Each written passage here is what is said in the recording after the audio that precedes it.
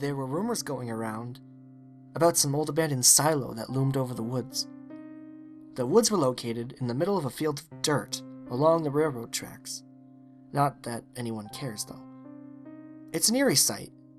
Just, sitting there, looming over the woods, with rust trailing down the sides. Anyway, some rumored it to be haunted by, some old farmer who hung himself in the silo and takes his revenge on anyone who enters. I say this rumor is complete bullshit, especially when the ones spreading the rumor try to back it up with some stupid story about some kids who were curious and went into the silo, never to come back out. Others say the silo is just a good hangout spot where people will never find you. So, with both positive and negative comments, my geek band of friends and I decided to check it out. We decided to enhance the creepiness by choosing to visit the silo on a gloomy and cloudy day. So the day came, and my friends, Pete, Meg, and Wes, met at my house since it was alongside the railroad. We walked along the railroad, talking and laughing, having ourselves a good time, until we saw it. The silo, of course, just sitting there, looming tall over the trees.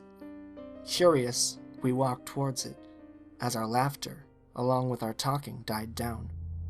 The closer we got to it, the colder it felt, as if there was some cold, dark aura radiating from it, sending shivers down our spines. Hell, Wes even let out a little yelp. We paced the circumference of the silo, looking for an entrance of some sort. We ended up finding a ladder leading up into the silo. The rungs of the ladder were also handles to open a hatch along the side of the structure. All were locked except for one. Though it was stuck, we had Pete climb up and open the hatch, and within a few minutes, we were inside the silo, standing on the hay left in there. In the center there was a large hole, deep in the hay. It was dark, but we could hear a steady flow of air coming from the bottom. Oddly enough, there was a rope descending into the hole. Since I was the only one smart enough to actually be prepared for this, I took out my flashlight. Holding my flashlight in my mouth, I began to descend. I dropped to the bottom, scanning the small area. Everything seemed safe as I looked at the scattered hay, dirt, and also another peculiar hatch. I beckoned for the others to come down. As they descended, my eyes caught something covering the rope. The color of it was red. I hid my panic and showed the others the hatch I found. Pete opened it, revealing a dark hole. Now the messed up thing about that was it reeked of death. The others had sensed it too, and of course Wes whimpered like a little bitch. Meg ended up gaining the courage to take my flashlight and go into the hole first. We followed her, and we walked through the dark tunnel for about 10 or 15 minutes, until Meg told us that she'd reached another hatch. She opened it. A bright light had filled the tunnel, and that's when we heard it. A piercing shriek followed by the sound of something running. Panting hard, in a desperate attempt to avoid whatever made that horrific shriek, we ran. Once we were out of the tunnel, we slammed the hatch shut, attempting to lock it.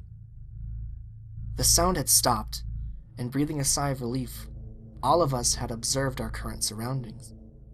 We were in a concrete block, which appeared to be an old septic tank, but with an opening at the top, and through the opening we could see the forest above. We began to climb out, and then it happened. Again, we heard that damn sound. Wes wasn't even out of the hole yet. Poor Wes. The creature that had made that sound slammed through the hatch, and a sharp clawed hand reached out and grabbed Wes's leg tight, pulling him into the tunnel. We heard his terrified screams, and then suddenly, it stopped. We heard the sharp snapping of bones and tearing of flesh. The rest of us were frozen in shock. The sound of Wes being killed was revolting. Meg ended up vomiting at the sound. After that, we tried to find our way out of the thicket. We searched for a way out for at least an hour, but we concluded that the forest was enclosed in a large perimeter of barbed wire fencing, We panicked, having no idea what we should do, and also realizing that that thing comes out in the dark. Night was coming fast, and in a desperate panic, Meg climbed high into a tree, hoping the thing wouldn't find her. Pete found a small hole in the ground to hide in. That was a bad idea. Again, we heard the shriek, and I watched that thing climb out of its home. In my panic, I quickly climbed a tree and watched Pete sitting in the hole. Also, to my regret, I got a better look at the creature we were facing. It was the most grotesque thing I had ever seen in my entire life. Its face was mask-like, pale white against its dark skin. The face seemed to only have 2 dark holes for eyes, and a large smile stretched across its face. After a few moments of observation, we had soon noticed that it was a mask made from Wes's skinned face. I was scared shitless as the thing was crawling towards Pete. I sat in the tree as I watched Pete run in fear, but it was no use since the thing had caught up with him instantly. It shoved both hands through Pete's chest and tore him apart with ease. Oh God. Its chest opened up, revealing bloody tendrils that wrapped around Pete's head, tearing it off from his mutilated corpse, slowly pulling it into an empty cavity and sealed it shut. The skinned face of Wes had disintegrated and quickly was replaced with a mask made from Pete with the same hollow eyes and screwed up smile. Then it spoke in a soft, raspy voice. I am the pocket. It proceeded to crawl back into its dwelling. From the other tree I heard Meg crying. I beckoned for her to climb down as I climbed down myself, and told her we were getting the hell out of this place alive. Hesitantly, she climbed down, and I went up to the barbed-wired fence. I gripped the sharp wire, spreading it wide enough for someone to climb through. My hands bled, but I ignored the pain as Meg climbed through the opening. Again, the pocket shrieked, and in my panic I hastily climbed through the opening and cut myself up bad. Bleeding, I ran with Meg and ignored the pain, running until we reached civilization once again. That was 10 years ago. Meg and I were happily married. I say were for a reason. The same reason why I'm telling you this story today. Meg is dead. She died a horrible death. So horrible. The police were called to the scene after a couple going for a walk through the woods found her mutilated, headless corpse, laying at the edge of the woods.